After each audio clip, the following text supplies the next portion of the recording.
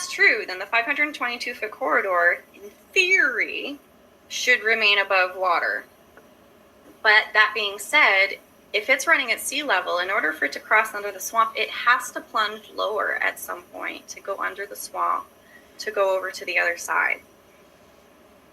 And if that's the case, if any water, they've done pump tests, they've injected water into these systems, sea level has risen a little bit.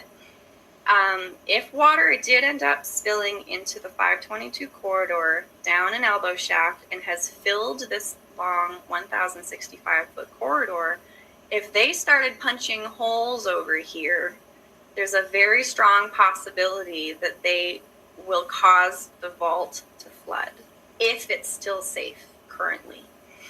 If that vault is a sealed chamber with no air escape from the top, then there is potential for the vault to still be dry, even if it's below sea level. It is possible the chamber is above sea level, in which case it might be safer, but we don't know that.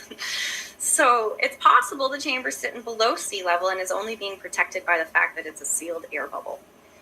So to have them start drilling holes and risk rupturing that seal would cause any water accumulated into this corridor shaft and out the corridors in the elbow shaft would equalize by rushing into the vault.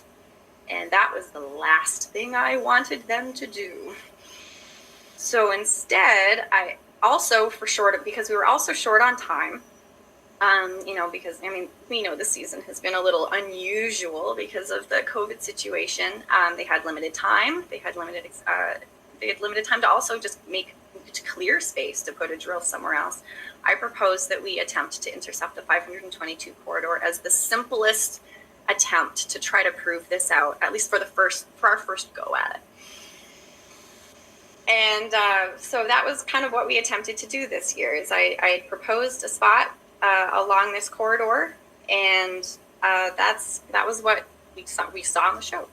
That was what we tried to do, and I purposely chose as far away as I could on their cleared pad area because I wanted to clear all other potential searcher work. I wanted to make sure we were completely clear of all of the other disturbance.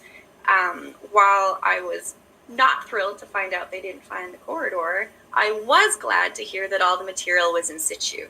I was glad to hear that we didn't run into more searcher stuff that will confuse things. So, it's kind of a silver lining.